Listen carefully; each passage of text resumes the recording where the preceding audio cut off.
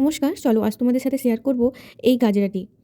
এই গাজরাটি কিন্তু আমি ব্যাঙ্গালোর রোজ এবং ব্যাঙ্গালোর জিপসি দিয়ে কিন্তু পুরো গাজরাটি বানিয়েছি। এই গাজরাটি কিন্তু একটি দিদির ডিমান্ডেই কিন্তু বানিয়েছি রেড রোজ দিয়ে।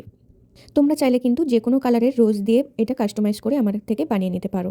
আর যেহেতু এটা কুরিয়ার করা সম্ভব নয়, তোমরা চাইলে কিন্তু পাঁশকুড়া স্টেশন বা মেছেদা এই সামনাসামনি থেকে কিন্তু যারা আছো ব্রাইডরা, তারা কিন্তু অর্ডার করতে পারো। কারণ আমরা চাই তোমরা এই গাজরাটি একদম ফ্রেশভাবে তোমরা যাতে তোমাদের বিয়েতে ইউজ করতে পারো। চলো দেখো, এরকম করে পাপড়িগুলো কিন্তু সব খুলে নিয়েছি। তো খোলার পর এক এক করে কিন্তু এইভাবেই ঠিক পাপড়িগুলো গাঁথতে হবে।